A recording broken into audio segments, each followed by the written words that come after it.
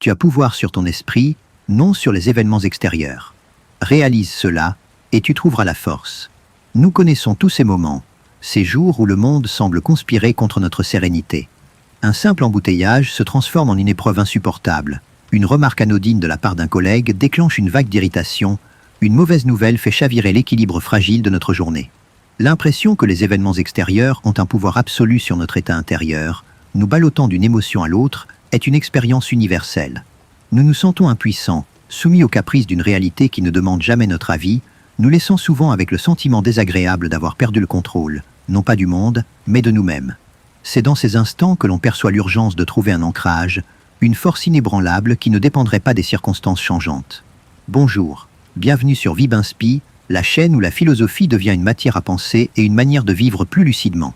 Aujourd'hui, on va parler de Marc Aurèle, l'empereur philosophe, et de la question cruciale, comment garder son calme en enfer? Non pas un enfer mythologique, mais celui que nous construisons parfois autour de nous, ou celui qui s'abat sur nous sans crier gare, fait de chaos, de frustration et de souffrance. Il s'agit de comprendre comment cet homme, au cœur d'un empire en péril, confronté à des guerres incessantes, des épidémies dévastatrices et des trahisons politiques, a pu forger une philosophie de vie non pas pour fuir le tourbillon, mais pour y demeurer en paix, en maître de son esprit. Cette quête d'une tranquillité intérieure au milieu des pires tempêtes est plus qu'une simple curiosité historique, elle est une proposition radicale pour notre propre existence moderne, souvent submergée par le bruit et la fureur.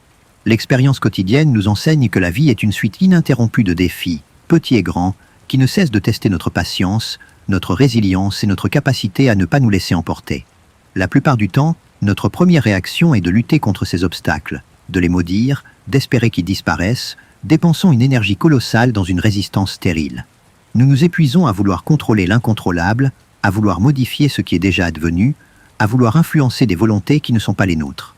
Cette tendance naturelle, quoique compréhensible, nous enferme dans un cycle de frustration et d'amertume, car le monde, lui, continue d'exister selon ses propres lois, indifférent à nos désirs. C'est là que réside une des plus grandes sources de notre agitation, un malentendu fondamental sur la nature de notre pouvoir. Marc Aurèle a vécu cet enfer bien réel. Imaginez le poids d'un empire sur ses épaules, l'agonie lente de la Pax Romana, les hordes barbares aux frontières, la peste antonine décimant des millions de vies, y compris, probablement, ses proches. Sa vie n'était pas une retraite paisible dans une bibliothèque, mais une lutte constante sur le front, une administration sans fin, des deuils répétés. Pourtant, au milieu de ce chaos impitoyable, il s'est appliqué à une discipline intérieure féroce, une méditation quotidienne sur la nature des choses, sur ce qui est en notre pouvoir et ce qui ne l'est pas.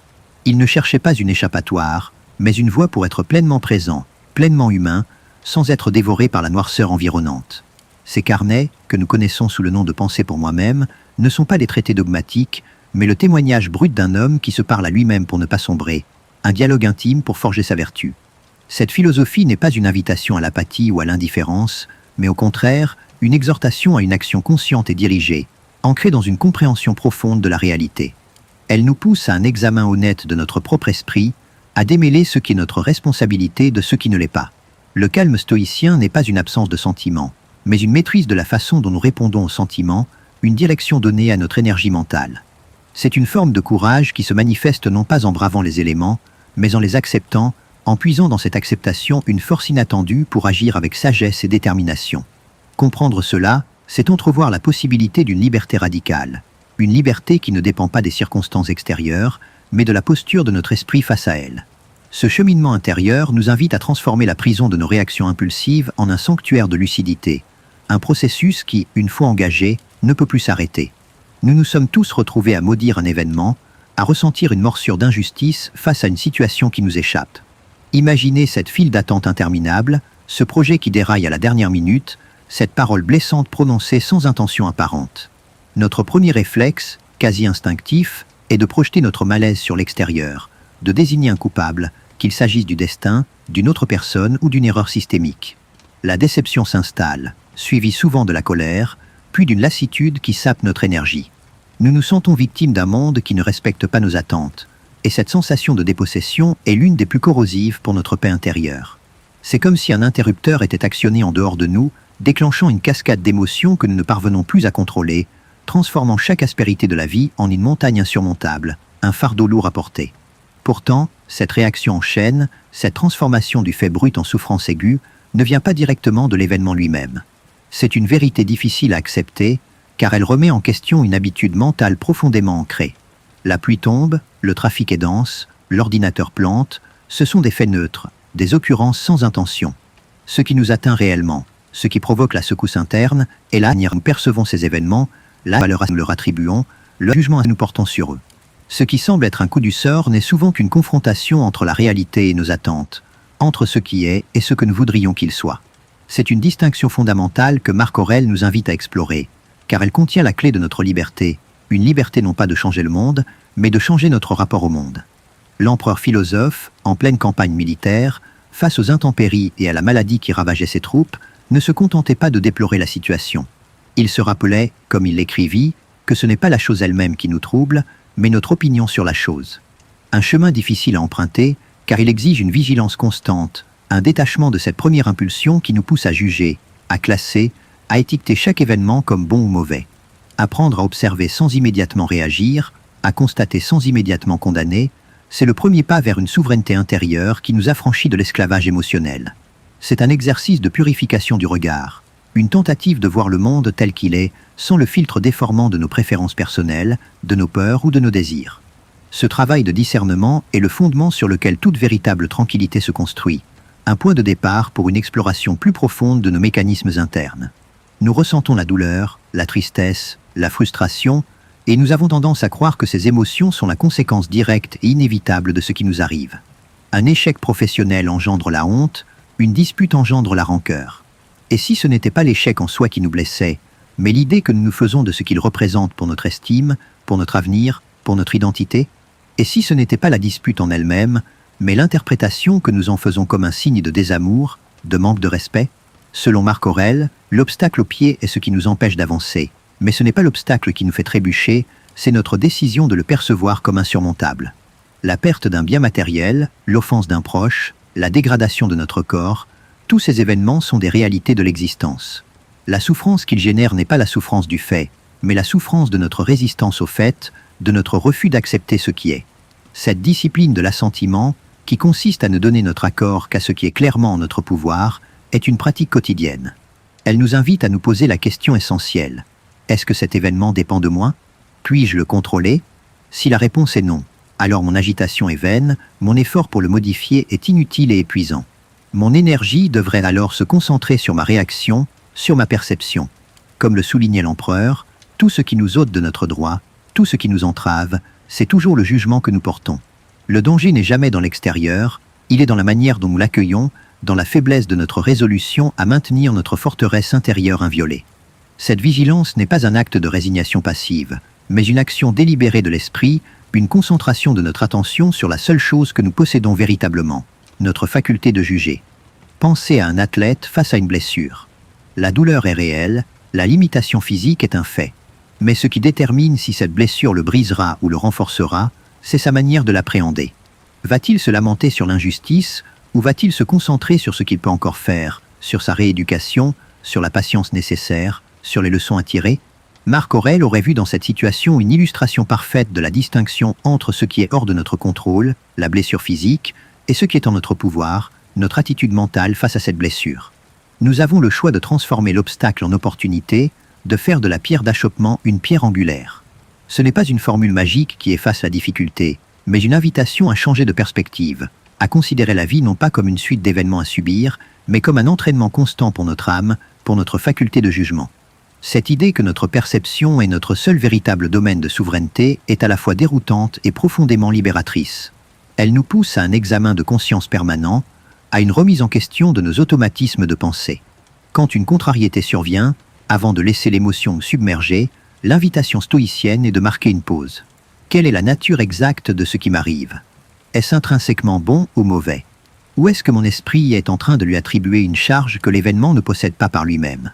Cette pause est un instant de lucidité où nous reprenons les rênes, où nous nous rappelons que le monde extérieur peut bien être un chaos, mais notre monde intérieur, notre citadelle, est censé rester un havre de paix, protégé par les murs de notre raison. C'est à l'intérieur de ces murs que se joue la véritable bataille, une bataille pour la possession de notre propre jugement, et non pour le contrôle des événements, une tâche vaine et incessante. Ainsi, la première étape pour garder son calme en enfer n'est pas de chercher à éteindre les flammes, mais de reconnaître que le feu ne brûle pas notre esprit sans notre permission. Les événements extérieurs sont comme des projectiles lancés contre notre forteresse, mais c'est nous qui décidons si nous ouvrons les portes à ces projectiles, si nous les laissons pénétrer nos remparts intérieurs pour semer la destruction.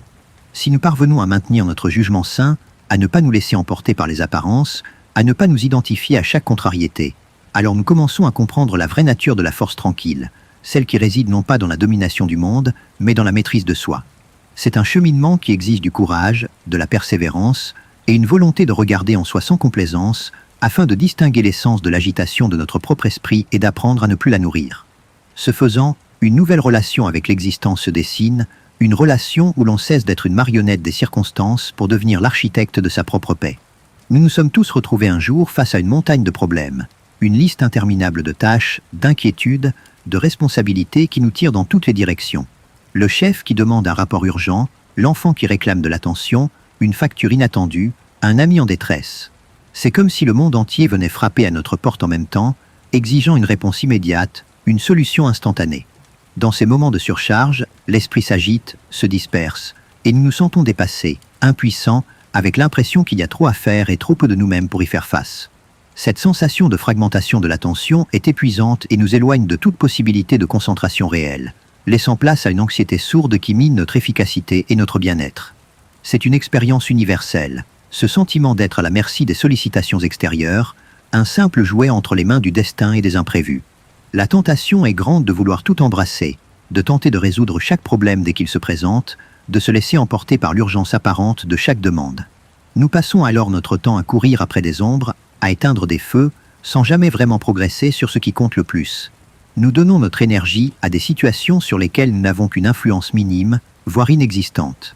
Nous nous inquiétons pour l'opinion des autres, pour le résultat d'un match de sport, pour la météo du lendemain, pour la direction que prend le monde, des choses qui, par définition, échappent à notre prise directe. Cette dispersion est un piège, une fuite en avant qui nous éloigne de notre centre, nous rendant vulnérables aux humeurs changeantes du monde extérieur et nous empêchant d'exercer notre véritable pouvoir, celui qui réside au plus profond de nous-mêmes. C'est là que la sagesse de Marc Aurèle nous offre une boussole essentielle, un principe d'une simplicité désarmante mais d'une puissance transformatrice.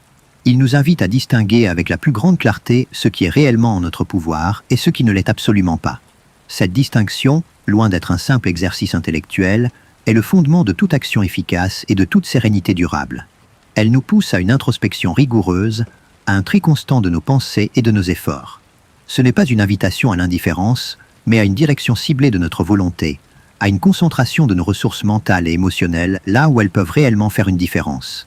Il s'agit de cesser de s'épuiser dans des combats perdus d'avance pour orienter toute notre force vers le seul terrain où la victoire est possible, celui de notre propre esprit et de nos actions vertueuses.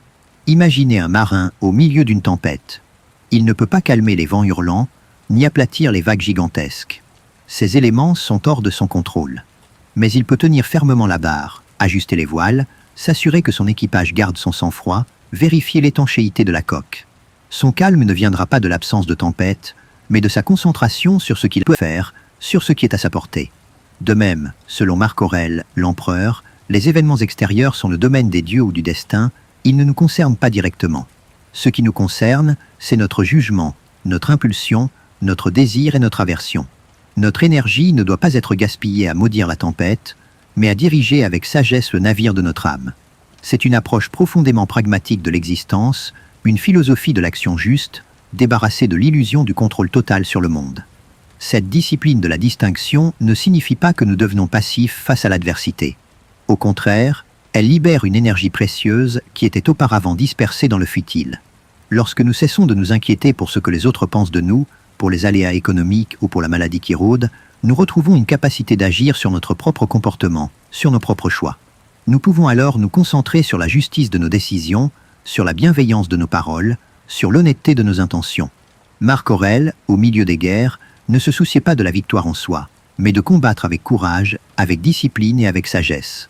Le résultat final était dans les mains du destin, mais la qualité de son effort, l'intégrité de son commandement, tout cela était pleinement en son pouvoir. C'est une manière de reprendre le contrôle non pas des événements, mais de notre participation aux événements, une manière de s'ancrer dans une réalité stable au milieu du mouvement perpétuel.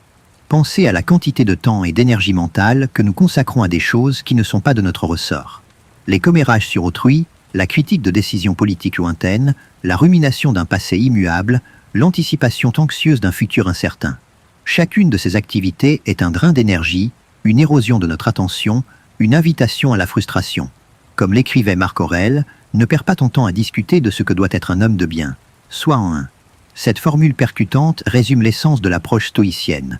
Moins de spéculation sur l'incontrôlable, plus d'action sur le contrôlable. Moins de lamentation sur le monde, plus de travail sur soi. C'est une invitation à déplacer le curseur de notre préoccupation de l'extérieur vers l'intérieur, de ce qui est subi vers ce qui est choisi, de ce qui nous arrive vers ce que nous en faisons. Ce recentrage radical nous permet de construire ce que Marc Aurèle appelait notre forteresse intérieure. Une citadelle non pas pour se couper du monde, mais pour y résider en toute sécurité, à l'abri des assauts extérieurs. Les murs de cette forteresse sont forgés par notre discernement, notre capacité à ne laisser entrer que ce qui est utile et à ne pas s'attarder sur ce qui est vain. Chaque fois que nous nous inquiétons pour quelque chose qui n'est pas en notre pouvoir, nous laissons une brèche dans ces murs. Chaque fois que nous nous concentrons sur la rectitude de nos intentions et de nos actions, nous renforçons cette protection. Ce n'est pas une fuite, mais une préparation, une fortification de notre être profond pour affronter les réalités de l'existence avec une dignité inébranlable. La véritable liberté, selon les stoïciens, ne réside pas dans la possibilité de faire tout ce que l'on veut, mais dans la capacité de vouloir uniquement ce qui est possible, c'est-à-dire ce qui dépend de nous. C'est une liberté qui ne dépend ni des richesses, ni du pouvoir, ni des circonstances favorables. Elle est à la portée de chacun, à chaque instant, pour peu que l'on accepte de regarder honnêtement où se situe notre sphère d'influence. C'est une forme de courage qui se manifeste non pas en bravant des défis impossibles, mais en acceptant les limites de notre action et en choisissant d'agir avec excellence dans le petit périmètre qui est véritablement le nôtre. C'est cette acceptation qui, paradoxalement, nous rend infiniment plus puissants et plus sereins face à un monde dont la nature est d'être imprévisible et souvent hostile. Garder son calme en enfer, c'est donc d'abord une question de focus, une direction délibérée de notre attention. C'est une décision consciente de ne pas se laisser submerger par le bruit et la fureur des choses qui ne nous appartiennent pas, mais de concentrer toute notre énergie sur la seule chose que nous possédons véritablement. Notre faculté de choisir nos réactions, de façonner nos intentions, de cultiver notre caractère. Cette pratique quotidienne de discernement est le socle sur lequel s'édifie une existence lucide et sereine, un cheminement où chaque acte de concentration nous rapproche un peu plus d'une liberté profonde, celle de ne jamais être esclave des circonstances. C'est un voyage qui ne peut se faire qu'en se détournant des mirages du contrôle extérieur pour embrasser la puissance réelle de la maîtrise de soi, ouvrant la voie à une compréhension plus juste de ce que signifie agir avec vertu. Nous avons tous vécu ces moments où la fatigue, la maladie ou la vieillesse s'invitent sans crier gare, réduisant notre élan, limitant nos capacités, nous rappelant avec une cruauté inéluctable la fragilité de notre corps. Le matin, on se lève avec une douleur persistante, un simple rhume nous cloue au lit, une blessure sportive nous prive de notre activité favorite. L'image que nous avons de nous-mêmes, celle d'une force inépuisable, d'une agilité constante, est soudainement ébranlée. Nous nous sentons diminués, parfois frustrés, face à cette matière corporelle qui ne répond plus à nos ordres avec la même docilité. Cette expérience de la limite physique est souvent une source d'angoisse sourde, une confrontation directe avec l'impermanence de notre enveloppe charnelle, nous rappelant que notre existence est inscrite dans le temps, soumise à l'usure et à la dégradation. Pourtant, cette lutte constante contre le déclin, cette tentative acharnée de maintenir une image idéalisée de soi, est elle-même une source de souffrance. Nous nous accrochons à ce qui est éphémère, à ce qui est voué à changer, à ce qui ne nous appartient pas véritablement. Le corps, avec ses besoins, ses faiblesses, ses caprices, est un don que nous recevons, un véhicule temporaire pour notre esprit. Il est soumis aux lois de la nature, à la maladie, au vieillissement, à la mort. Résister à cette réalité, c'est s'épuiser dans un combat perdu d'avance, c'est se condamner à une frustration perpétuelle. Car la nature ne demande pas notre avis, elle suit son cours, indifférente à nos désirs d'immortalité ou d'invulnérabilité. C'est en reconnaissant cette vérité, en acceptant notre condition humaine dans sa totalité, que nous commençons à trouver un chemin vers une paix plus profonde, un calme qui ne dépend pas de l'état de notre corps, mais de l'état de notre esprit. Marc Aurèle, empereur au corps souvent souffrant, confronté aux maladies, au deuil personnel et à la dureté des campagnes militaires, n'ignorait rien de cette fragilité. Il ne cessait de méditer sur la nature transitoire de la chair, la considérant comme une simple enveloppe, une argile modelée par le temps. Pour lui, le corps est un instrument, précieux certes, mais pas l'essence de notre être. Ce qui importe vraiment, ce qui constitue notre véritable demeure, c'est notre esprit, notre faculté de jugement, notre capacité à exercer notre vertu. Le corps peut être affaibli, malade, souffrant, mais l'esprit, lui, peut rester intact, serein, inébranlable, pour peu que nous choisissions de le cultiver, de le protéger des agitations extérieures et des passions destructrices. Cette distinction entre le corps et l'âme, entre la matière périssable et la raison éternelle, est au cœur de sa philosophie, un remède puissant contre la peur de la décrépitude et de la mort. Imaginez un sculpteur face à son bloc de marbre. Le marbre est la matière, il a ses défauts, ses limites, il est lourd, froid, inerte. Mais l'artiste, c'est l'esprit, c'est la vision, la volonté de créer. Si le sculpteur se lamente sur la dureté du marbre, s'il se focalise sur ses imperfections, il ne créera jamais rien de beau. Il doit accepter la matière telle qu'elle était travaillée avec elle, en tirer le meilleur parti, la transformer selon sa vision. De même, Marc Aurèle nous invite à considérer notre corps non pas comme notre maître, mais comme notre serviteur, un instrument que nous devons entretenir avec soin, mais sans nous y attacher excessivement. Ce qui nous définit, ce n'est pas la beauté ou la force de notre corps, mais la noblesse de notre caractère, la justesse de nos pensées, la sagesse de nos actions. C'est une invitation à déplacer notre identité de l'éphémère vers l'éternel, du visible vers l'invisible. Cette acceptation de l'imperfection du corps, de sa vulnérabilité, est un acte de lucidité qui nous libère d'une pression immense. Nous cessons de nous comparer aux standards de beauté ou de performance irréalistes, nous arrêtons de maudire le passage du temps. Au lieu de cela, nous pouvons nous concentrer sur ce qui est réellement en notre pouvoir. L'attention que nous portons à notre santé, le respect que nous lui accordons, la manière dont nous gérons la douleur ou la maladie sans nous laisser submerger. Comme le disait Marc Aurèle, la douleur est une impression, pas une substance. Nous pouvons choisir de ne pas lui donner notre assentiment, de ne pas la laisser envahir tout notre être. La douleur physique est une sensation, mais la souffrance est souvent une interprétation, une résistance mentale à cette sensation. En acceptant la nature transitoire de la douleur, nous en diminuons le pouvoir sur nous, nous reprenons le contrôle de notre espace intérieur.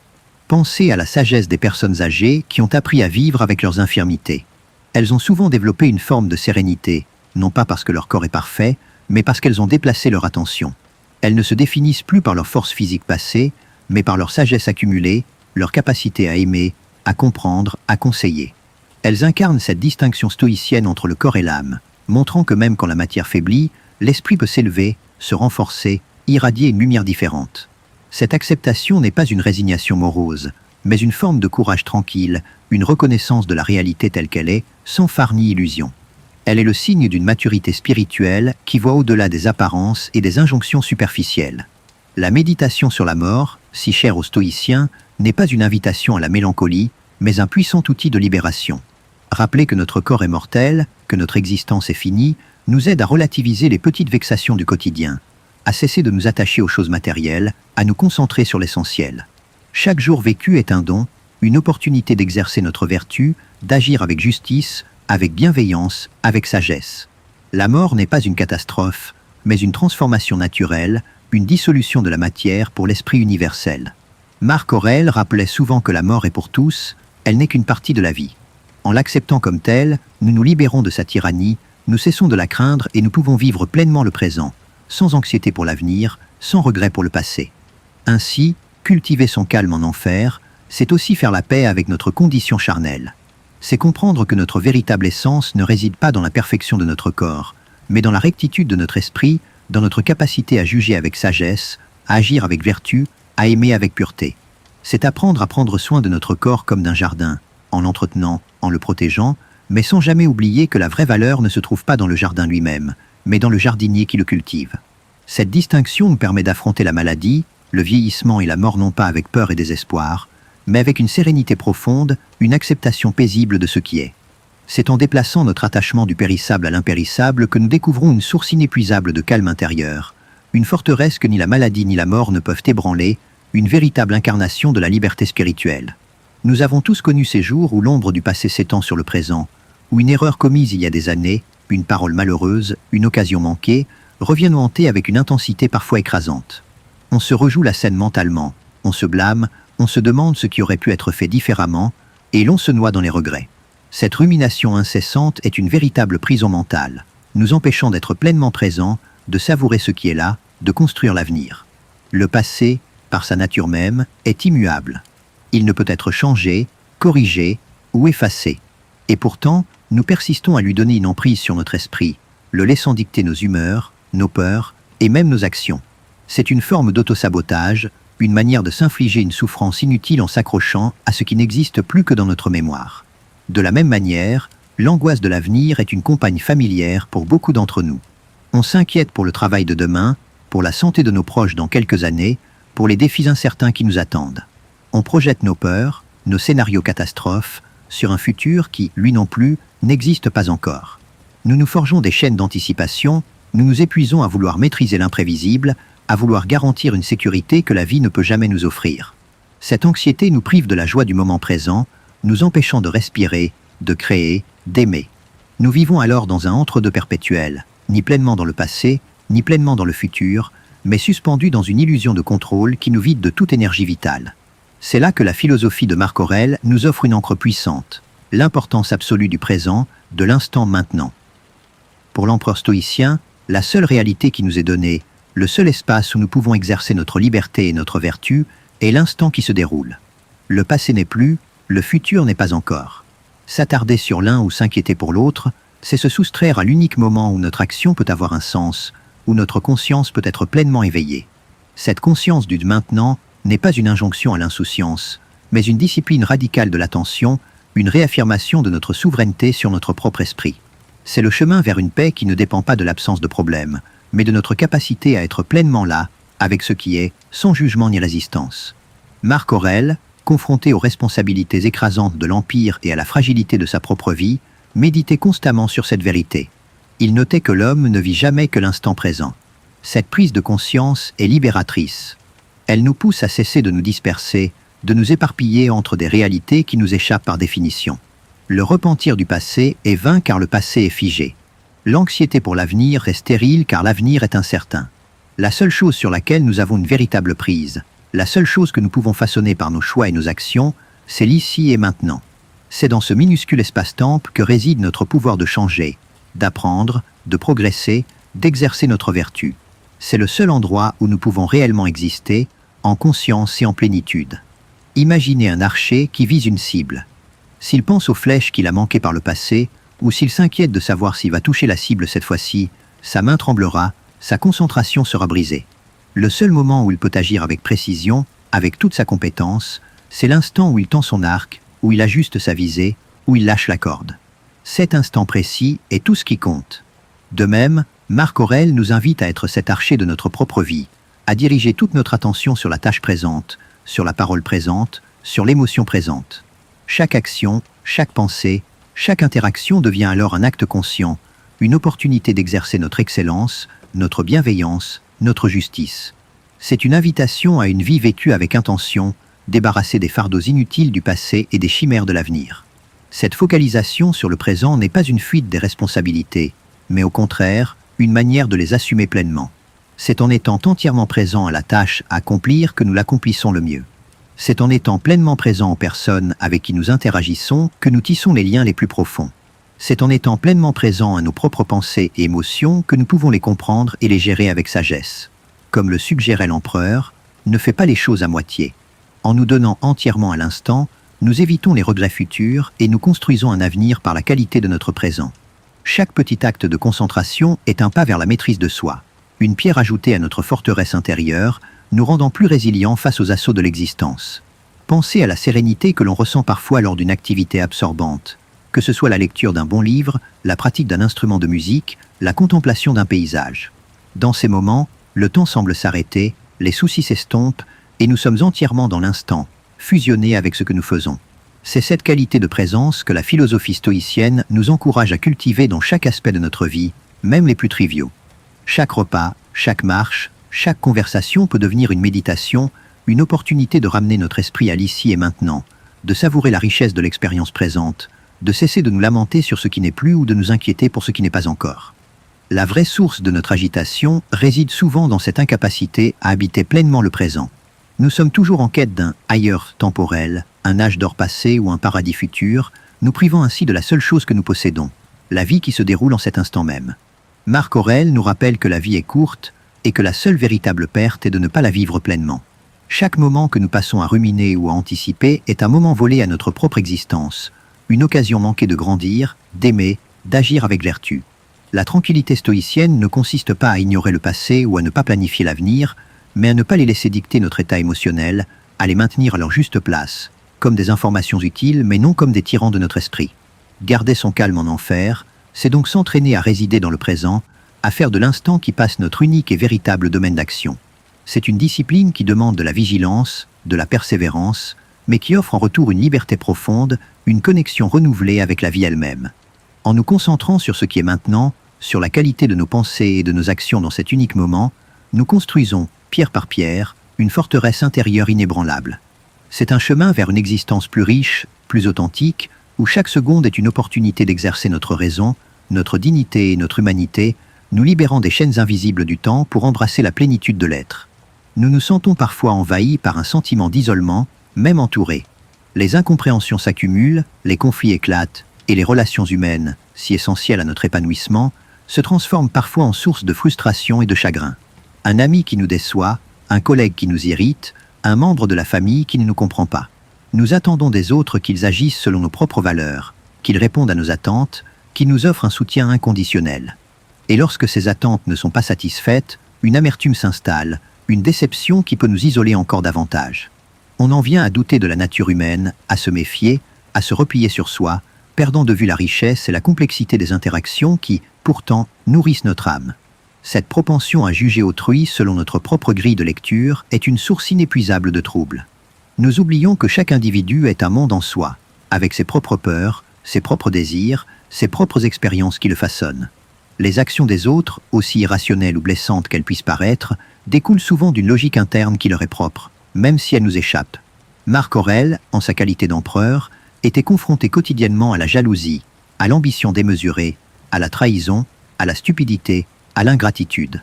Il aurait pu se laisser dévorer par le ressentiment, par la misanthropie.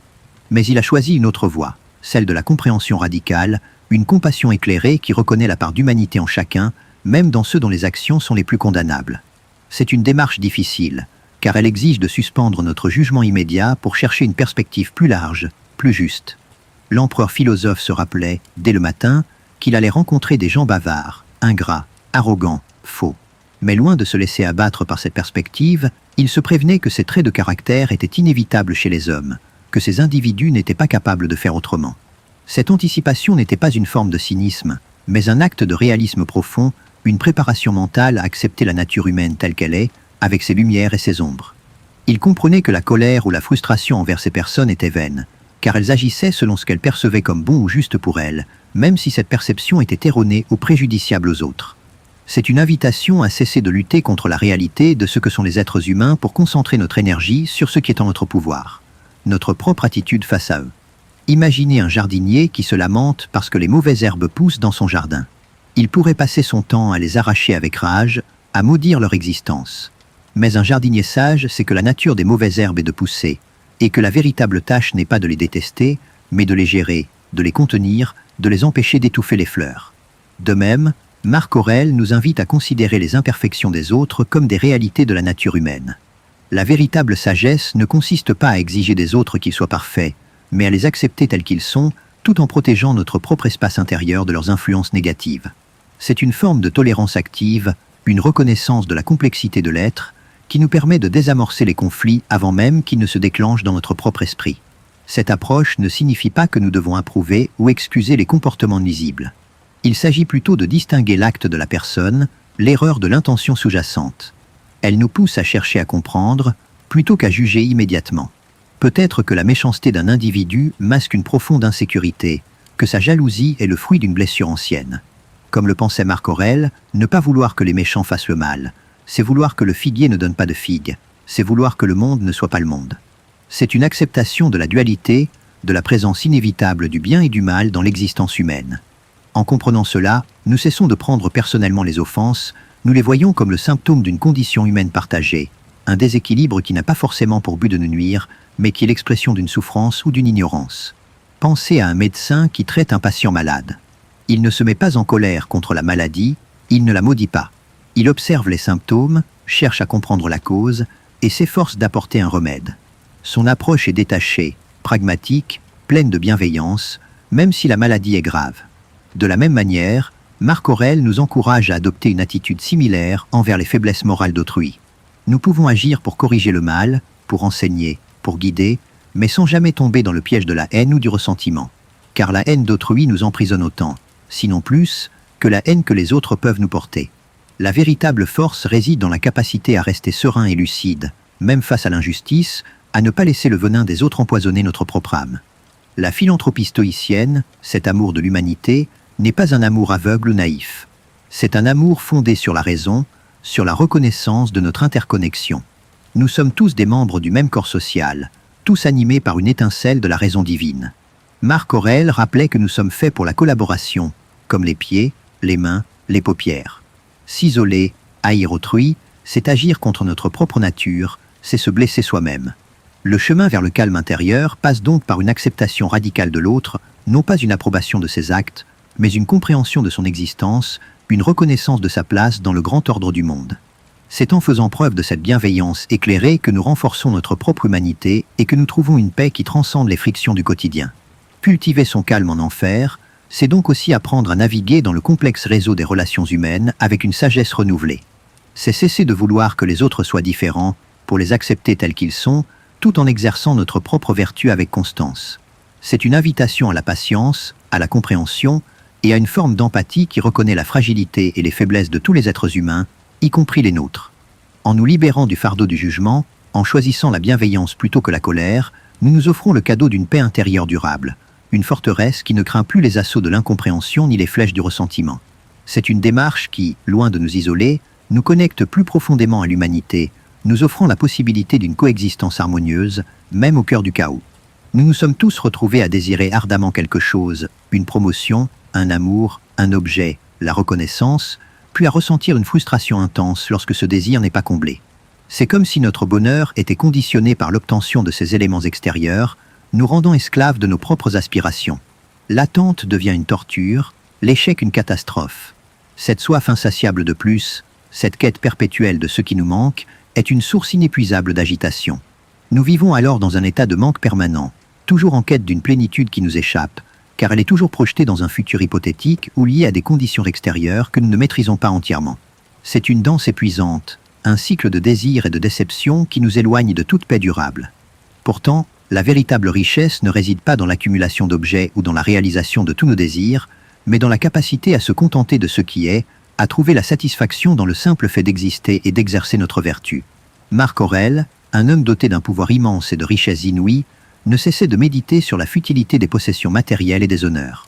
Il savait que le véritable bonheur ne pouvait être trouvé dans ces choses éphémères, car elles sont par nature fragiles, passagères et soumises aux caprices de la fortune. S'attacher à elles, c'est s'exposer inévitablement à la souffrance de la perte.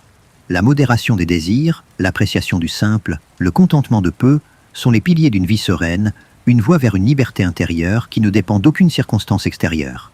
L'empereur philosophe, au sommet de sa puissance, se rappelait, comme il écrivit dans ses pensées, que la richesse de l'homme est sa bonne raison, ses bonnes mœurs. Cette distinction est cruciale. Elle nous invite à revoir notre hiérarchie des valeurs, à placer la vertu, l'intégrité, la sagesse, la justice, au-dessus des biens matériels, de la gloire ou du pouvoir. Car ces qualités intérieures sont les seules choses qui nous appartiennent véritablement, les seules que personne ne peut nous enlever. Elles sont les fondations inébranlables de notre caractère, les sources de notre véritable dignité.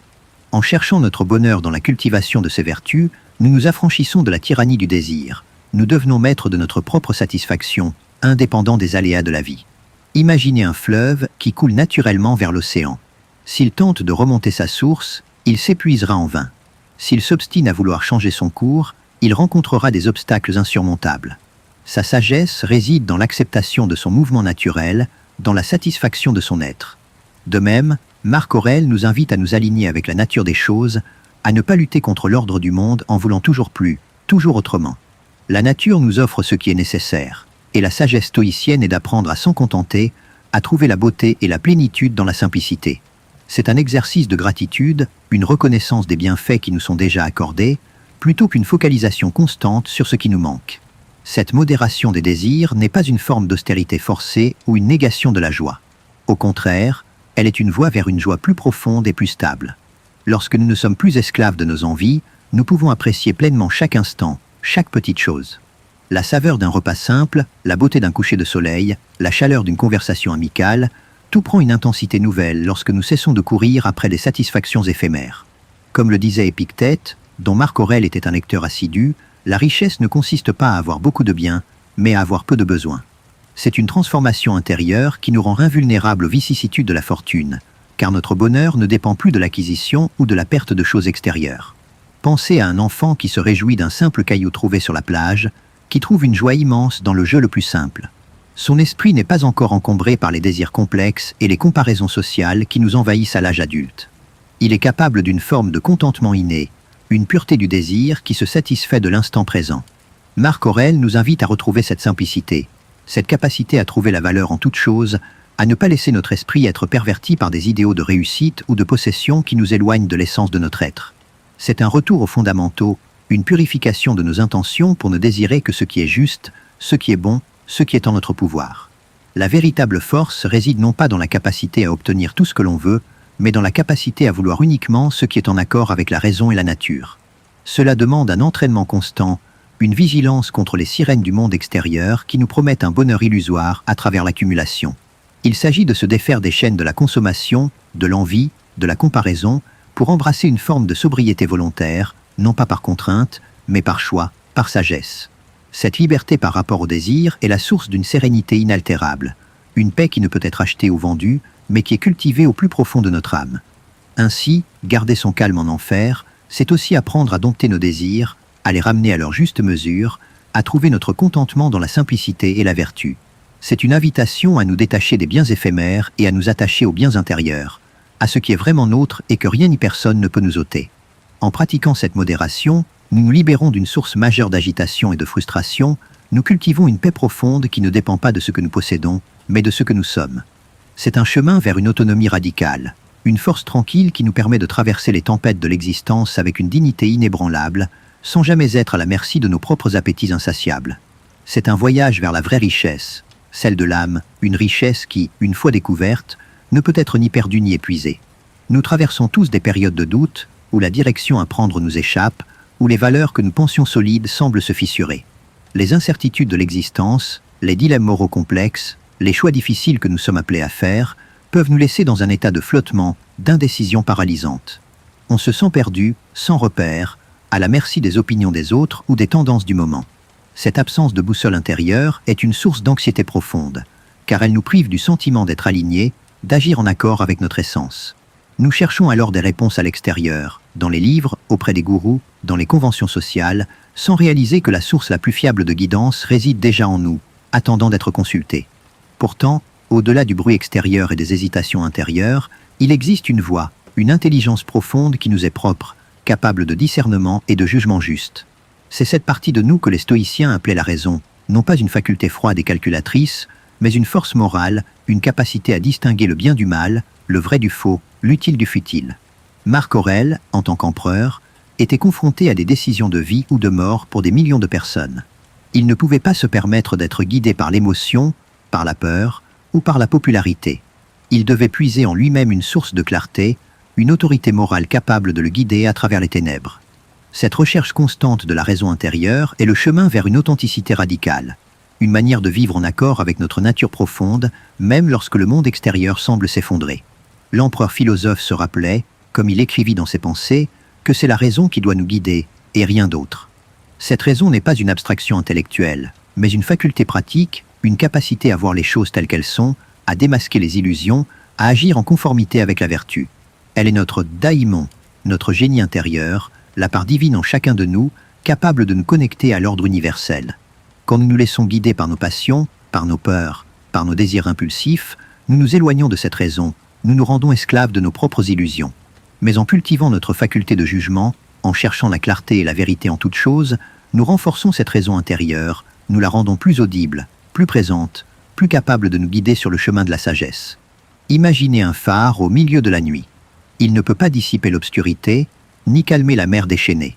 Mais sa lumière, constante et inébranlable, offre un repère aux marins perdus, leur indiquant la bonne direction, les aidant à éviter les écueils. De même, Marc Aurèle nous invite à être notre propre phare, à allumer cette lumière de la raison à l'intérieur de nous pour nous guider à travers les tempêtes de la vie. Cette lumière n'est pas acquise une fois pour toutes, elle doit être entretenue, alimentée par la méditation, par la réflexion, par la pratique quotidienne de la vertu. C'est un travail constant de purification de l'esprit, une tentative de voir le monde et nous-mêmes avec la plus grande clarté possible, sans les filtres déformants de nos préjugés ou de nos émotions. Cette primauté de la raison ne signifie pas la suppression des émotions. Les stoïciens ne prônent pas l'apathie, mais l'eupathie, c'est-à-dire des émotions saines, en accord avec la raison. La peur, la colère, le désir ne sont pas des ennemis à éliminer, mais des signaux à interpréter, des impulsions à maîtriser par la raison. Lorsque nous agissons sous l'emprise de la colère, nous ne sommes pas libres, nous sommes dominés par une force qui nous dépasse. Mais lorsque nous choisissons de répondre avec calme et discernement, même face à l'injustice, nous faisons preuve de notre souveraineté, nous exerçons notre véritable pouvoir.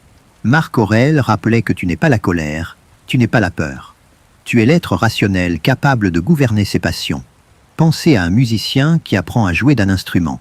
Au début, ses doigts sont raides, ses gestes hésitants, les notes fausses. Mais avec de la pratique, de la discipline, de la persévérance, ses mouvements deviennent fluides, son jeu précis, et la musique qu'il produit est harmonieuse. La raison est un instrument qu'il faut apprendre à maîtriser, à accorder. Chaque fois que nous choisissons la patience plutôt que l'impulsivité, la bienveillance plutôt que le jugement, la lucidité plutôt que l'illusion, nous renforçons notre raison, nous la rendons plus apte à nous guider vers l'harmonie intérieure. C'est un entraînement incessant, une quête de perfectionnement qui ne prend jamais fin, mais qui offre en retour une paix profonde et une confiance inébranlable en notre propre jugement. La véritable force ne réside pas dans l'absence de faiblesse, mais dans la capacité à les reconnaître et à les corriger. C'est un processus d'auto-examen constant, une volonté de se confronter à ses propres imperfections sans complaisance. Comme le conseillait Marc Aurèle, retourne-toi souvent en toi-même. La source du bien est en toi, si tu sais la chercher. Cette introspection est la clé de la connaissance de soi, une étape indispensable pour cultiver la raison intérieure. En nous connaissant mieux, en comprenant nos propres biais, nos propres fragilités, nous devenons plus aptes à agir avec intégrité, à prendre des décisions éclairées, à vivre en accord avec nos valeurs les plus profondes. Cultiver son calme en enfer, c'est donc s'engager dans une relation profonde avec notre propre raison, en faire notre guide suprême, notre seul véritable maître. C'est apprendre à écouter cette voix intérieure, à lui faire confiance, à la laisser nous éclairer dans les moments de doute et d'obscurité. Cette discipline nous affranchit de la tyrannie des opinions extérieures, des passions passagères et des peurs irrationnelles. Elle nous offre une stabilité inébranlable, une ancre au milieu des tempêtes. C'est un chemin vers une autonomie radicale, une force tranquille qui nous permet de traverser les épreuves de l'existence avec une dignité et une sérénité inaltérables, toujours en accord avec notre essence la plus profonde. C'est un voyage vers la liberté ultime, celle de l'esprit, qui, une fois embrassée, ne peut jamais être perdue. Nous avons tous cette aspiration, parfois secrète, à laisser une trace, à marquer notre passage, à donner un sens durable à notre existence. On rêve de réalisations grandioses, d'héritages marquants, d'une reconnaissance posthume qui prolongerait notre présence au-delà de la mort. Cette quête d'immortalité symbolique peut devenir une source de pression immense, un fardeau qui nous pousse à l'hyperactivité, à la comparaison, à la frustration si nos efforts ne sont pas couronnés de succès ou si nous avons l'impression de ne pas être à la hauteur. Nous nous perdons alors dans la poursuite de l'éphémère, dans la construction d'une image, oubliant que la véritable valeur de notre vie ne réside pas dans ce que nous laissons derrière nous, mais dans la manière dont nous avons vécu chaque instant, avec intégrité et vertu. Pourtant, la réalité de l'existence est une perpétuelle impermanence. Les empires s'effondrent, les grandes œuvres tombent dans l'oubli, les noms les plus célèbres finissent par se dissoudre dans le fleuve du temps. Marc Aurèle, l'empereur d'une puissance sans égale, régnant sur un empire immense, était profondément conscient de cette futilité des honneurs et de la gloire posthume. Il voyait autour de lui les ruines des civilisations passées, les monuments qui s'érodaient, les réputations qui s'évanouissaient. Cette méditation sur la fugacité de toute chose n'était pas un appel au pessimisme, mais une puissante invitation à la lucidité, une libération des chaînes de l'orgueil et de l'attachement aux apparences. C'est en embrassant cette vérité que l'on peut trouver une paix qui ne dépend pas de la reconnaissance des autres ou de la durée de notre souvenir, mais de la pureté de notre intention et de la justesse de nos actions. L'empereur philosophe se rappelait sans cesse, comme il écrivit dans ses pensées, que la vie de l'homme n'est qu'un point, son temps un écoulement, sa perception obscure. Tout est insignifiant, tout est fugitif. Cette prise de conscience radicale nous invite à relativiser l'importance que nous accordons à nos propres réalisations et à l'opinion des autres. Que nous soyons acclamés ou oubliés, que nos efforts soient couronnés de succès ou non, ces jugements extérieurs n'ont aucune prise sur la valeur intrinsèque de notre caractère. La seule chose qui compte vraiment, c'est la qualité de notre présence au monde, la manière dont nous exerçons notre raison, notre bienveillance, notre justice, ici et maintenant. C'est en nous détachant des chimères de la gloire et de la permanence que nous devenons véritablement libres, capables d'agir pour le bien en soi, sans attente de récompense. Imaginez une vague dans l'océan. Elle s'élève, atteint son apogée, puis se brisent et se font à nouveau dans l'immensité de la mer. Elle n'essaie pas de rester figée, elle ne se lamente pas sur son existence éphémère. Elle embrasse son mouvement naturel, sa beauté réside précisément dans sa nature transitoire. De même, Marc Aurèle nous invite à vivre notre vie comme cette vague, à embrasser notre propre impermanence, à cesser de lutter contre l'écoulement du temps. Notre existence est un passage, une opportunité d'agir avec vertu, de laisser derrière nous, non pas un nom gravé dans le marbre, mais des ondes de bienveillance, de sagesse et de courage qui se propagent dans le grand fleuve de l'humanité. C'est une invitation à la modestie, à la reconnaissance de notre place infime mais significative dans le grand ordre cosmique. Cette acceptation de notre propre insignifiance dans l'immensité du temps et de l'espace est paradoxalement libératrice. Elle nous décharge du poids des attentes irréalistes et des pressions sociales. Nous n'avons plus besoin de prouver notre valeur aux autres, ni de nous accrocher à des illusions de grandeur. Nous pouvons simplement être, simplement agir avec authenticité, guidés par notre propre conscience, sans souci de ce que le futur retiendra de nous. Comme le soulignait l'empereur, ne t'inquiète pas de ce que l'avenir te réserve, car tu y arriveras, si tu y arrives, avec la même raison qui t'anime aujourd'hui. Cette sagesse nous permet de vivre chaque jour comme une vie entière, sans projeter nos espoirs ou nos craintes au-delà du présent, sans attente de reconnaissance.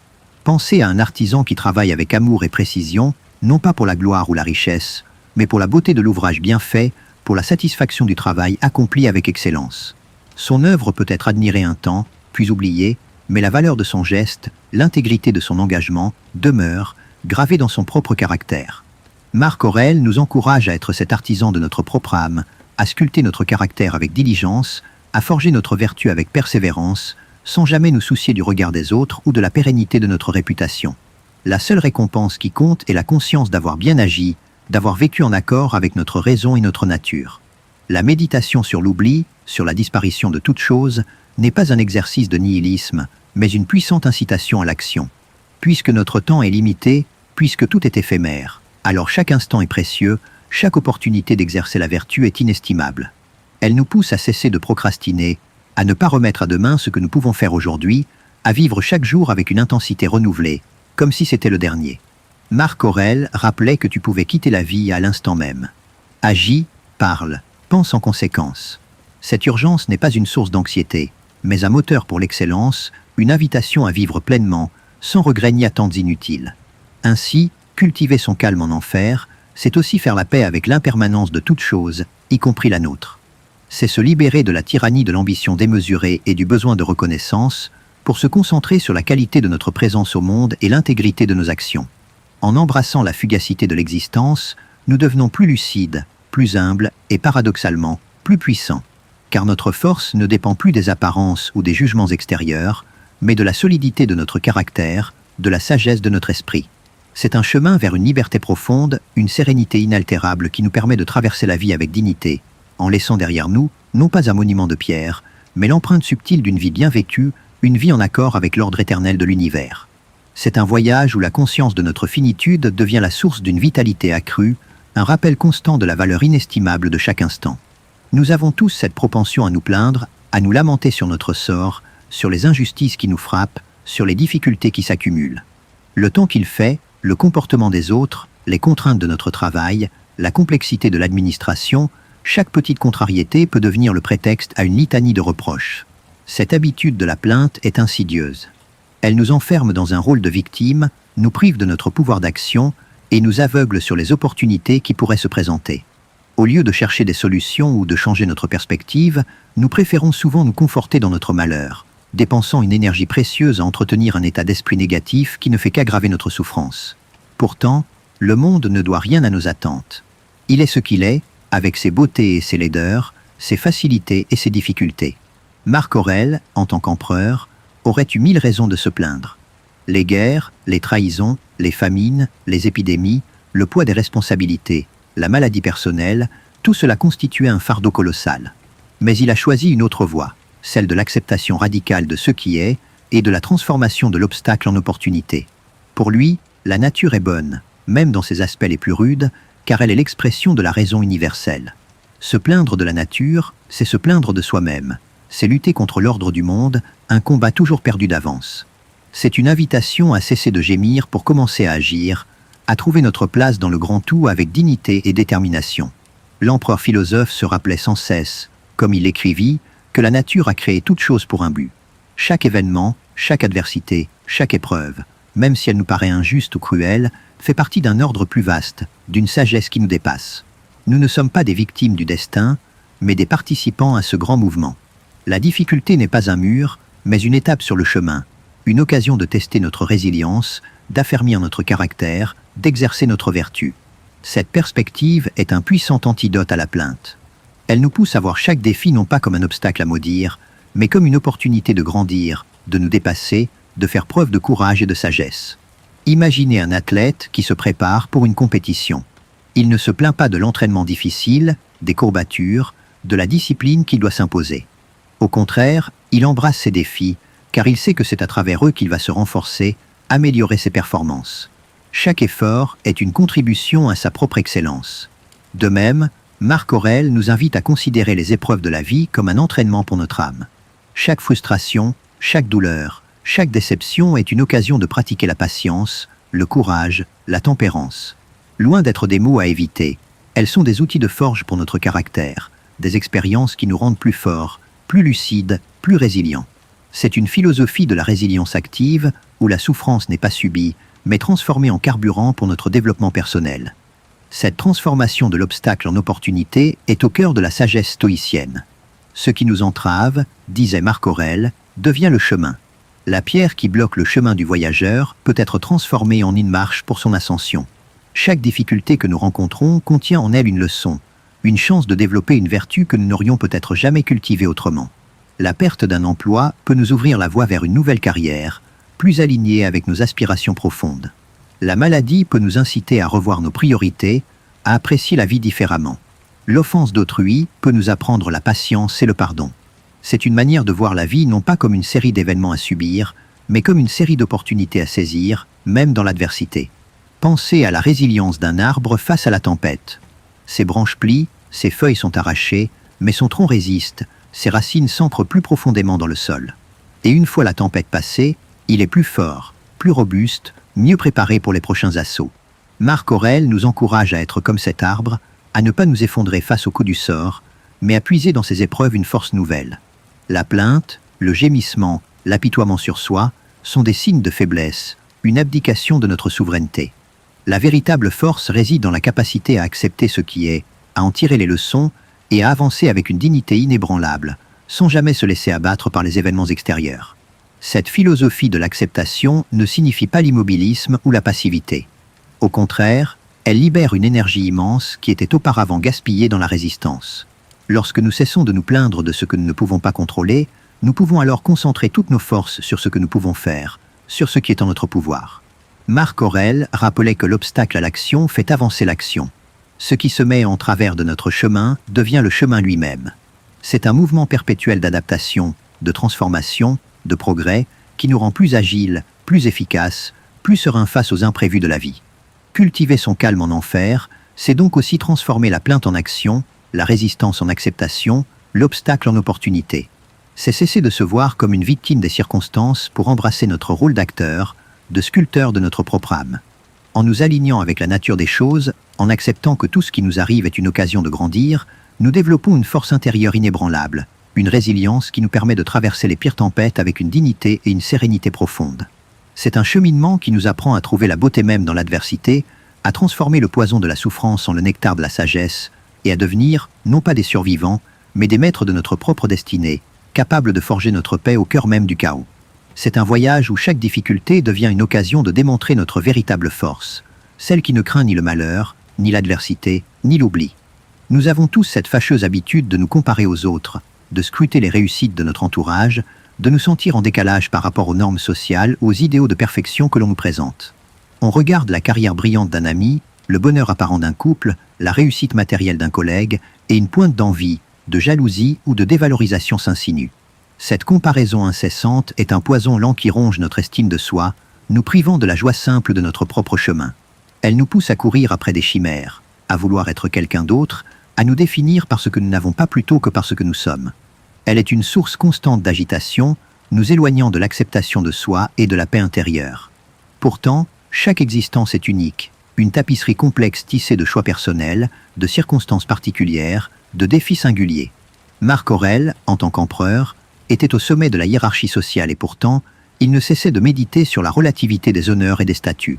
Il savait que le véritable mérite ne se mesurait pas à la puissance, à la richesse ou à la gloire, mais à l'intégrité du caractère et à la constance de la vertu. Les distinctions extérieures sont des illusions, des masques que nous portons ou que les autres nous imposent. La seule chose qui compte vraiment est ce que nous sommes au fond de nous, notre alignement avec notre raison, notre bienveillance envers autrui, notre courage face à l'adversité. C'est en nous détachant des comparaisons superficielles que nous pouvons enfin nous concentrer sur notre propre croissance, sur notre propre excellence, sans jamais être à la merci du regard des autres. L'empereur philosophe se rappelait, comme il écrivit, que tu n'as besoin que d'accomplir ce qui est conforme à la nature de l'homme, en te souciant le moins possible de ce que les autres peuvent penser. Cette injonction est libératrice. Elle nous invite à nous délester du poids de l'opinion extérieure, à cesser de nous définir par ce que nous croyons que les autres attendent de nous. Notre seule boussole doit être notre propre raison, notre propre conscience morale. La véritable excellence n'est pas de surpasser les autres, mais de se surpasser soi-même, de devenir la meilleure version de ce que nous sommes capables d'être. Ce n'est pas une quête de perfection irréalisable, mais un cheminement constant vers la vertu, un effort quotidien pour agir avec justice, avec tempérance, avec sagesse, en accord avec notre nature rationnelle. Imaginez un arbre dans une forêt. Il ne se compare pas à l'arbre d'à côté, ne cherche pas à être plus grand, plus touffu, plus beau. Il pousse selon sa propre nature, selon les conditions de son sol, de la lumière, de l'eau. Sa beauté réside dans son authenticité, dans sa capacité à être pleinement lui-même. De même, Marc Aurèle nous invite à être comme cet arbre, à nous enraciner dans notre propre être, à cultiver notre propre jardin sans regarder par-dessus la clôture chez le voisin. La comparaison est une perte de temps et d'énergie, une diversion inutile qui nous éloigne de notre véritable tâche, celle de grandir en vertu, de développer notre caractère. C'est une invitation à la souveraineté personnelle, à une forme d'individualité assumée qui ne cherche pas à plaire à tout prix, mais à être vrai, authentique, intègre. Cette focalisation sur notre propre chemin ne signifie pas l'indifférence aux autres. Au contraire, c'est en étant solide en nous-mêmes, en étant bien ancrés dans nos propres valeurs, que nous pouvons le mieux interagir avec le monde, offrir notre aide, notre sagesse, notre bienveillance. Marc Aurèle, malgré son rang impérial, ne cessait de se voir comme un citoyen du monde, un maillon de la chaîne de l'humanité. Mais cette collaboration ne pouvait être authentique que si elle partait d'un être entier, non fragmenté par les complexes de comparaison ou les désirs d'approbation. Comme il le soulignait, n'agis pas en homme qui veut la gloire. Cette absence de vanité est la marque de la véritable force, celle qui agit pour le bien en soi, sans attente de récompense ou de reconnaissance. Pensez à un artisan qui crée une œuvre d'art. Son inspiration vient de l'intérieur, de sa vision, de sa compétence. Il peut admirer le travail des autres, en tirer des leçons, mais il ne cherche pas à les copier ou à les surpasser. Il se concentre sur l'expression de sa propre singularité, sur la qualité de son propre ouvrage. C'est cette intégrité artistique que Marc Aurèle nous encourage à cultiver dans l'art de vivre. Chaque jour est une nouvelle occasion de sculpter notre caractère, de peindre notre existence avec les couleurs de la vertu, de composer la symphonie de notre vie en accord avec notre propre rythme intérieur. Le jugement des autres est un bruit extérieur, une distraction qui nous détourne de notre véritable maître, notre propre raison.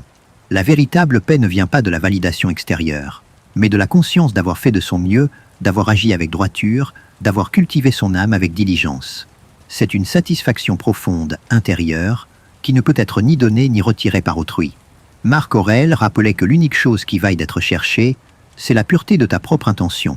Cette pureté est le sanctuaire inviolable de notre âme, le lieu où réside notre calme, à l'abri des vents changeants de l'opinion et des tempêtes de la comparaison.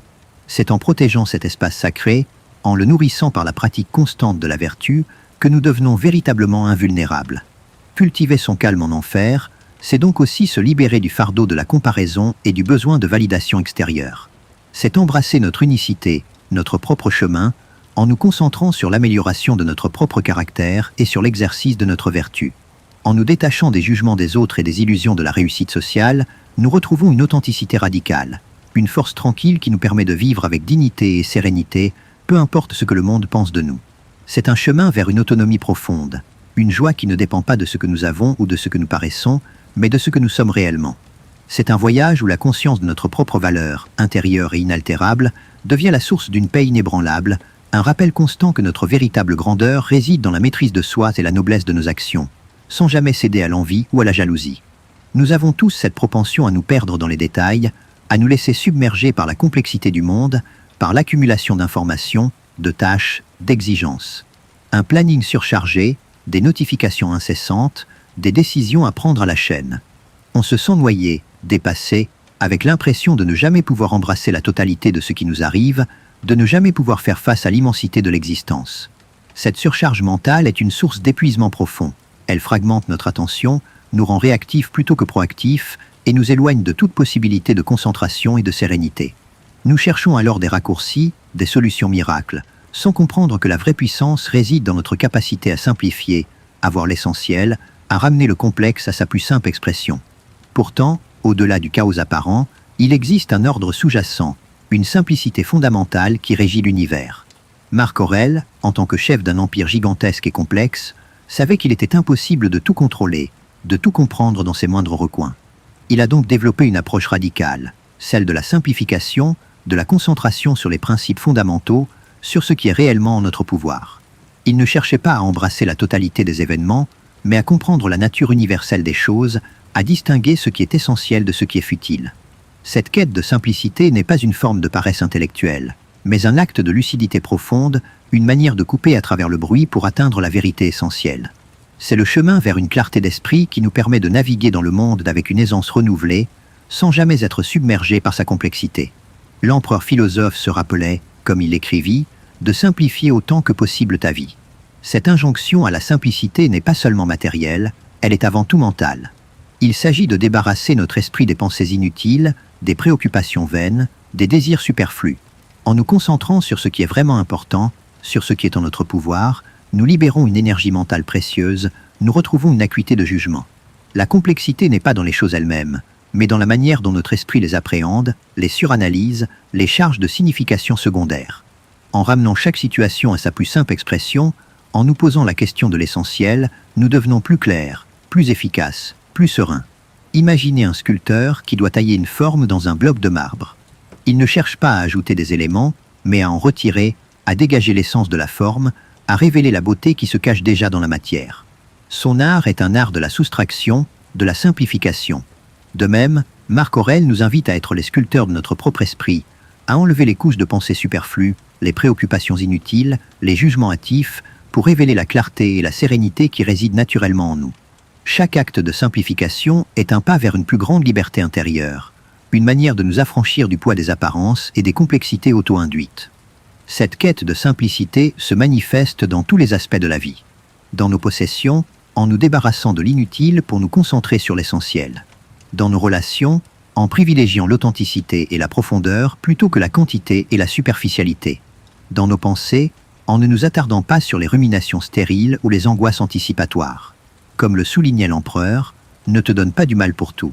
Il suffit d'être vertueux dans l'action présente.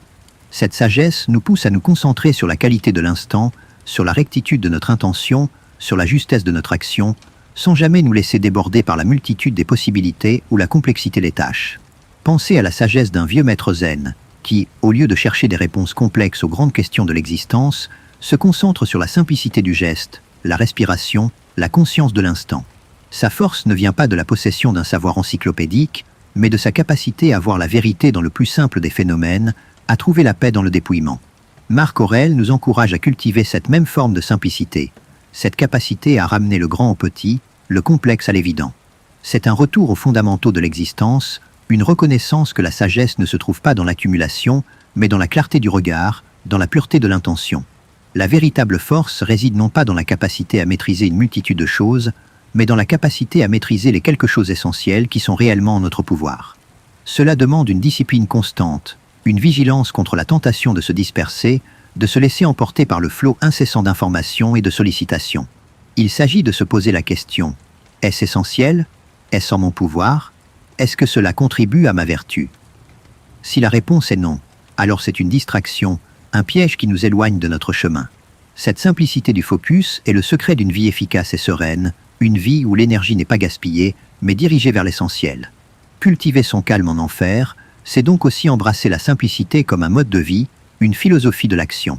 C'est apprendre à se délester de l'inutile, du superflu, du complexe, pour se concentrer sur l'essentiel. La qualité de nos pensées, la rectitude de nos actions, la pureté de nos intentions. En nous simplifiant, nous nous libérons d'une source majeure d'agitation et de confusion, nous cultivons une clarté d'esprit qui nous permet de naviguer dans le monde avec une aisance renouvelée. C'est un chemin vers une liberté profonde, une paix qui ne dépend pas de l'absence de problèmes, mais de notre capacité à les aborder avec un esprit clair et dépouillé. C'est un voyage où la conscience de l'essentiel devient la source d'une vitalité accrue, un rappel constant que notre véritable puissance réside dans notre capacité à distinguer le grain de l'ivraie et à agir en conséquence. Il y a des jours où la peur prend le dessus. La peur de l'échec, la peur du jugement, la peur de la maladie, la peur de la perte, la peur de la mort. Ces craintes, souvent enfouies, remontent à la surface et paralysent notre capacité à agir, à aimer, à vivre pleinement. Elles nous poussent à l'inaction, à la procrastination, à l'évitement, nous enfermant dans un cercle vicieux d'anxiété et de regret. On se sent vulnérable, exposé, à la merci d'un avenir incertain. Cette angoisse existentielle est une compagne universelle, et la manière dont nous y faisons face détermine en grande partie la qualité de notre vie, notre capacité à trouver la paix au milieu des tempêtes. Pourtant, la mort est l'une des seules certitudes de notre existence. Elle est une étape naturelle, inéluctable, qui fait partie du grand cycle de la vie. Marc Aurèle, un homme qui a connu des deuils personnels nombreux, y compris la perte de plusieurs de ses enfants et de son épouse, n'a jamais fui cette réalité. Au contraire, il l'a embrassée, la transformant en une puissante source de sagesse et de motivation. Pour lui, la mort n'est pas un événement à craindre, mais une transformation, un retour à la nature universelle, une dissolution de la matière qui libère l'esprit. C'est en acceptant notre propre finitude, en méditant sur la brièveté de la vie, que nous pouvons nous libérer de la tyrannie de la peur et commencer à vivre chaque instant avec une intensité renouvelée, sans procrastination, sans regret. L'empereur philosophe se rappelait sans cesse, comme il écrivit, que la vie est courte et que la mort est pour tous. Cette vérité, loin d'être morbide, est un puissant appel à l'action. Puisque notre temps est compté, chaque instant est précieux, chaque opportunité d'exercer notre vertu est inestimable. La peur de la mort est souvent une peur de ne pas avoir vécu pleinement, de ne pas avoir été soi-même, de ne pas avoir accompli ce qui comptait vraiment. En nous rappelant notre finitude, nous sommes invités à nous concentrer sur l'essentiel, à ne pas nous attarder sur les futilités, à vivre chaque jour comme si c'était le dernier, avec la plus grande intégrité et la plus grande lucidité possible. C'est une invitation à l'urgence d'être, à l'action vertueuse ici et maintenant, sans attendre un hypothétique futur. Imaginez une fleur qui éclot au printemps. Elle ne craint pas l'automne, ni la dissolution de ses pétales. Elle déploie sa beauté, répand son parfum, nourrit les abeilles, accomplissant pleinement son cycle de vie. Sa beauté réside précisément dans sa nature éphémère. De même, Marc Aurèle nous invite à vivre notre vie comme cette fleur, à embrasser notre propre finitude, à cesser de lutter contre l'écoulement du temps. Notre existence est un passage, une opportunité d'agir avec vertu, de laisser derrière nous, non pas un nom gravé dans le marbre, mais des ondes de bienveillance, de sagesse et de courage qui se propagent dans le grand fleuve de l'humanité. C'est une invitation à la modestie, à la reconnaissance de notre place infime mais significative dans le grand ordre cosmique. Cette méditation sur la mort, que les stoïciens appellent le memento mori, n'est pas un exercice de nihilisme, mais une puissante incitation à la joie de vivre. Puisque la vie est si précieuse et si brève, il serait absurde de la gâcher dans l'inquiétude, la colère ou la procrastination. Chaque matin, en nous rappelant que ce jour pourrait être le dernier, nous sommes invités à l'apprécier pleinement, à faire de chaque interaction une occasion de manifester notre humanité, de chaque tâche une occasion d'exercer notre excellence. Comme le soulignait Épictète, la mort n'est pas un mal, car elle est universelle. Cette acceptation de son caractère inévitable nous libère de sa tyrannie, nous permettant de vivre sans peur, le cœur léger, l'esprit clair. Pensez à un athlète qui arrive au bout de sa course. Il ne regarde pas en arrière, il ne regrette pas les efforts passés, il ne craint pas la ligne d'arrivée. Il se concentre sur l'instant présent, sur la force de ses muscles, sur la cadence de sa respiration, donnant tout ce qu'il a jusqu'au dernier mètre. Sa dignité réside dans son engagement total, dans son courage à affronter la fin de l'épreuve. Marc Aurèle nous encourage à être cet athlète de notre propre vie, à courir notre course avec intégrité, avec détermination, avec sagesse, sans jamais nous laisser distraire par la peur de la fin. La seule chose qui compte, c'est la qualité de notre effort, la noblesse de notre démarche, l'authenticité de notre existence. La véritable force ne réside pas dans l'illusion d'une vie éternelle, mais dans le courage d'embrasser notre propre finitude. C'est en faisant face à la mort avec sérénité que nous pouvons vraiment vivre. Cela demande un entraînement constant, une vigilance contre la tentation de se détourner de cette vérité essentielle. Il s'agit de se poser la question: si c'était mon dernier jour, agirais-je de la même manière? Est-ce que mes priorités sont les bonnes? Est-ce que je vis en accord avec ce qui compte vraiment pour moi? Cette introspection est un puissant catalyseur pour le changement, une invitation à réaligner notre vie avec nos valeurs les plus profondes. Cultiver son calme en enfer, c'est donc aussi faire la paix avec la mort, l'intégrer comme une partie naturelle et inéluctable de la vie. C'est se libérer de la peur qui paralyse et s'ouvrir à une nouvelle forme d'intensité, de joie, de gratitude pour chaque instant qui nous est donné. En embrassant notre propre finitude, nous devenons plus conscients de la valeur de chaque jour, plus enclins à agir avec sagesse et bienveillance, sans procrastination, sans regret. C'est un chemin vers une liberté profonde, une paix qui ne dépend pas de la durée de notre vie, mais de la manière dont nous la vivons, en accord avec notre raison et notre nature. C'est un voyage où la conscience de la mort devient la source d'une vitalité accrue, un rappel constant que notre véritable grandeur réside dans notre capacité à affronter l'existence avec courage et lucidité, jusqu'au dernier souffle. Nous connaissons tous ces moments où l'on se sent submergé par le chaos, où les événements se précipitent sans logique apparente, où l'ordre des choses semble s'être dissous. Un imprévu qui bouleverse nos plans, une crise inattendue qui éclate, un désordre généralisé qui nous submerge. Face à cette impression d'anarchie, notre esprit a tendance à paniquer, à chercher désespérément un point d'ancrage, une explication rationnelle, une certitude qui puisse nous rassurer. Et lorsque ces repères font défaut, une anxiété profonde s'installe, nous laissant avec le sentiment d'être un simple jouet entre les mains d'un destin capricieux.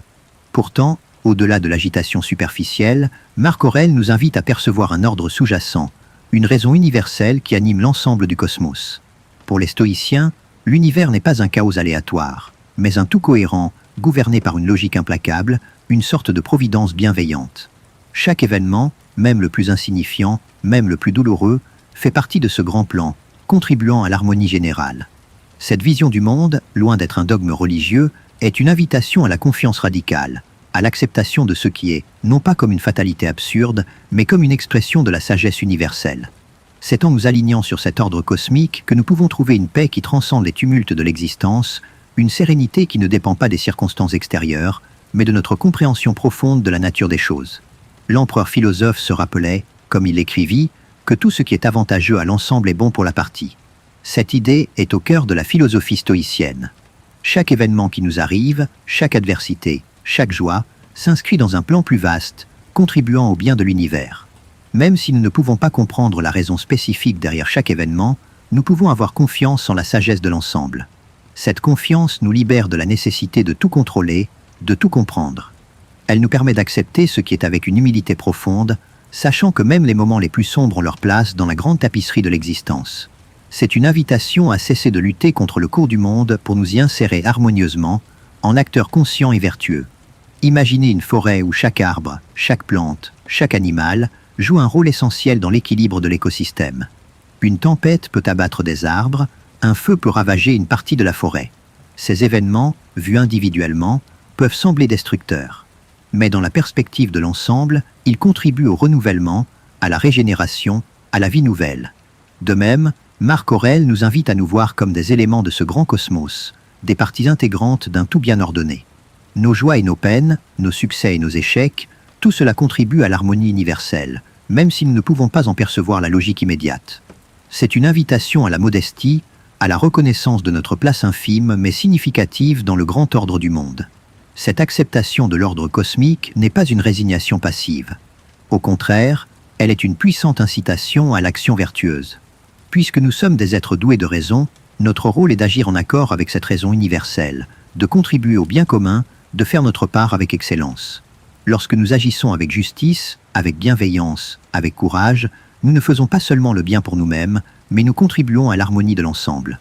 Marc Aurèle rappelait que l'homme est fait pour la collaboration, comme les pieds, comme les mains, comme les paupières. Cette interconnexion nous pousse à dépasser nos intérêts égoïstes pour nous inscrire dans une dynamique de contribution, de service, de fraternité. Pensez à un musicien dans un grand orchestre. Chaque instrument joue sa propre partie, et parfois, certains passages peuvent sembler discordants ou complexes. Mais c'est l'ensemble des instruments qui crée la symphonie, une harmonie d'une beauté incomparable. De même, Marc Aurèle nous encourage à être comme ce musicien, à jouer notre propre partition avec excellence, en accord avec l'ensemble. Notre vie est une note dans la grande symphonie du cosmos. Si nous nous plaignons de notre partition, si nous jouons faux, nous nuisons à l'harmonie de l'ensemble.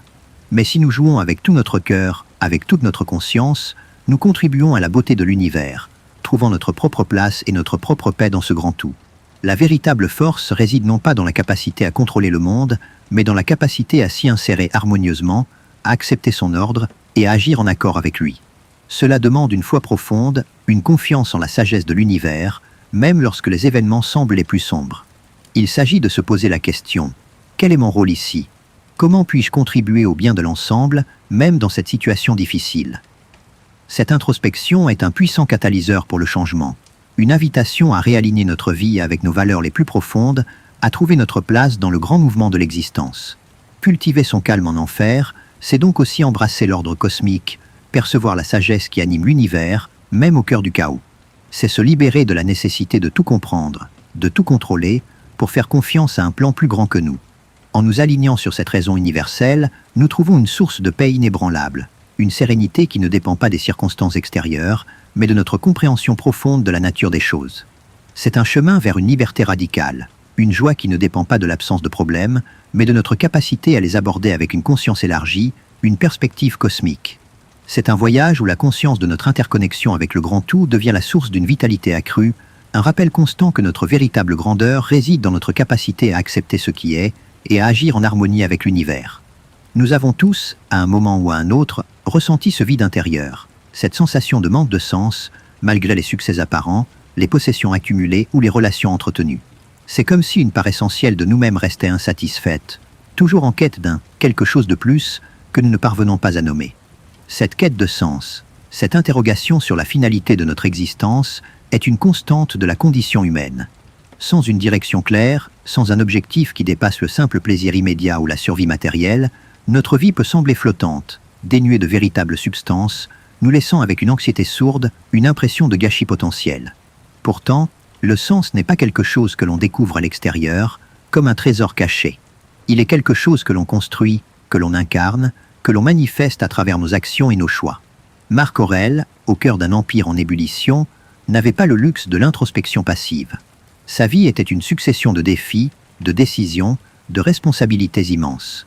Et c'est précisément dans cette action, dans l'exercice constant de sa raison et de sa vertu, qu'il trouvait le sens profond de son existence.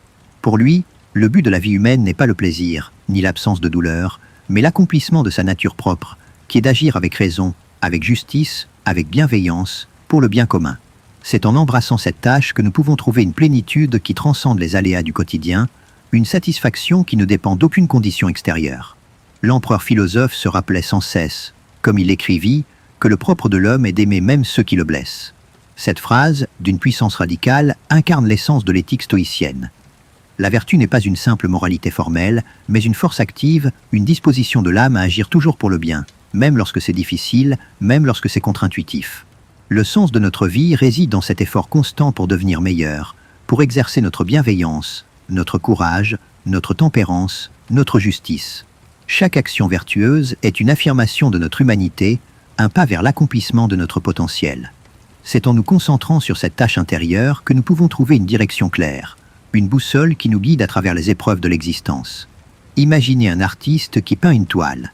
Sa satisfaction ne vient pas seulement de l'œuvre terminée, mais du processus même de création, de l'application de chaque coup de pinceau, de l'effort pour exprimer sa vision.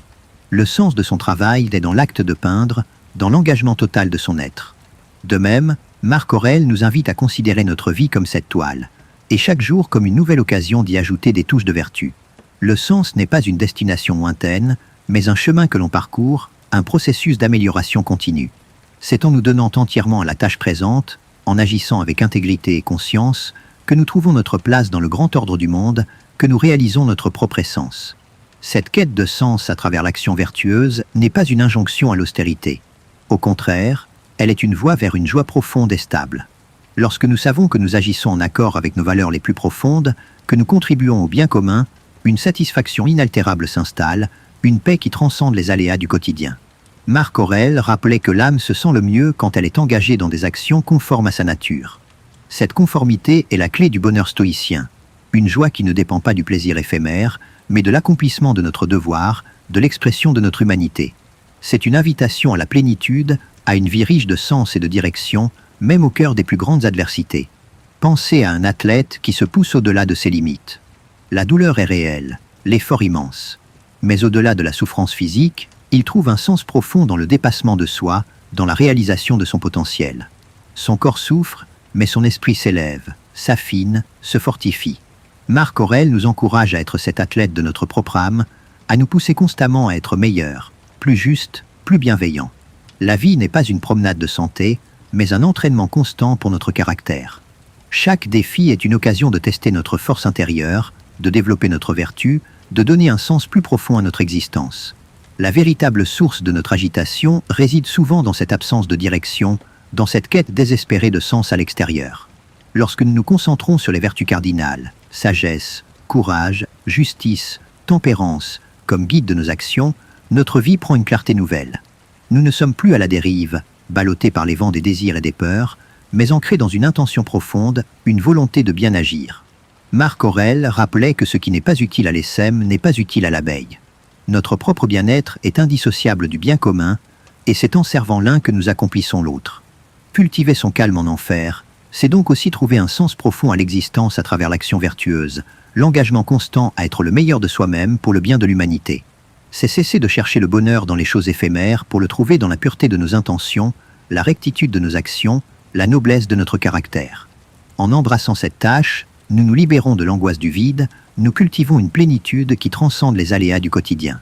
C'est un chemin vers une liberté profonde, une paix qui ne dépend pas des circonstances extérieures, mais de notre capacité à donner un sens à chaque instant, à chaque défi, à chaque interaction. C'est un voyage où la quête de la vertu devient la source d'une vitalité accrue, un rappel constant que notre véritable grandeur réside dans notre capacité à agir avec conscience et bienveillance, faisant de chaque jour une œuvre d'art, une expression de notre humanité la plus profonde. Nous avons tous, à un moment ou à un autre, succombé à la tentation de nous laisser emporter par les plaisirs éphémères, par la satisfaction immédiate, par la recherche du confort à tout prix. Une gourmandise excessive, une paresse prolongée, une indulgence sans limite pour nos caprices, sont des expériences courantes.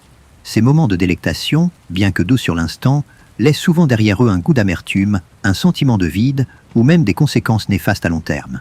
Nous nous sentons alors faibles, incapables de résister à nos propres impulsions, esclaves de nos sens et de nos désirs les plus bas. Cette absence de maîtrise de soi est une source d'agitation profonde. Elle nous éloigne de nos objectifs supérieurs et nous empêche de vivre une vie alignée avec nos valeurs les plus profondes. Pourtant, la véritable force ne réside pas dans la satisfaction de toutes nos envies, mais dans la capacité à les maîtriser, à les diriger, à les soumettre à la raison. Marc Aurèle, un homme qui aurait pu se permettre toutes les indulgences, a choisi la voie de la tempérance radicale. Pour lui, la discipline de soi n'est pas une punition, mais une libération. C'est en nous affranchissant de la tyrannie de nos passions, de nos désirs impulsifs, que nous devenons maîtres de nous-mêmes, capables d'agir avec discernement et intégrité. La modération, le contrôle de nos appétits, la résistance aux tentations, sont les piliers d'une vie sereine, une voie vers une liberté intérieure qui ne dépend d'aucune condition extérieure, d'aucune gratification immédiate. L'empereur philosophe se rappelait sans cesse, comme il l'écrivit, que le plaisir est esclave, la douleur libre. Cette distinction est cruciale. Lorsque nous cherchons le plaisir pour lui-même, nous nous rendons esclaves de son absence. Nous sommes constamment en quête d'une nouvelle satisfaction, toujours plus intense, toujours plus éphémère. Mais lorsque nous apprenons à maîtriser nos désirs, à ne pas nous laisser emporter par eux, nous devenons libres. La douleur, quant à elle, est une réalité inéluctable de la vie, mais notre attitude face à elle est en notre pouvoir. En choisissant d'affronter la douleur avec courage et dignité, sans nous plaindre, sans nous laisser abattre, nous affirmons notre liberté, notre souveraineté sur notre propre esprit. C'est un entraînement constant à la résilience, une forge pour notre caractère. Imaginez un athlète qui se prépare pour une compétition. Il ne cède pas à la paresse, aux tentations de la malbouffe, aux distractions futiles. Il s'impose une discipline rigoureuse, un entraînement exigeant, une alimentation saine. Sa tempérance n'est pas une privation, mais un moyen d'atteindre un objectif supérieur, de réaliser son potentiel.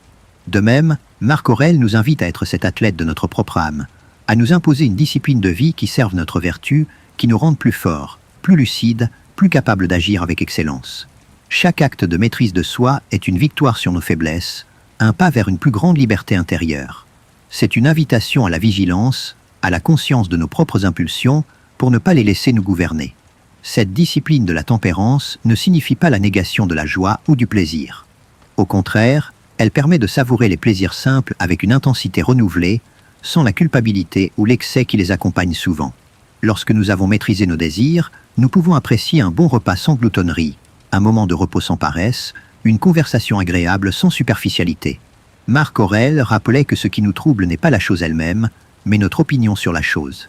En changeant notre opinion sur le plaisir, en le voyant non pas comme une fin en soi, mais comme une conséquence naturelle de l'action vertueuse, nous retrouvons une relation saine avec lui. Pensez à un jardinier qui taille ses plantes. Il ne les prive pas de vie, il les aide à grandir, à s'épanouir, à porter de meilleurs fruits. De même, Marc Aurèle nous encourage à tailler nos propres désirs, à éliminer les branches mortes, les impulsions inutiles, pour que notre âme puisse s'épanouir pleinement.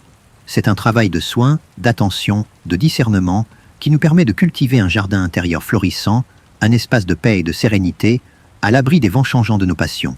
La véritable beauté ne réside pas dans l'excès, mais dans l'harmonie, l'équilibre, la juste mesure.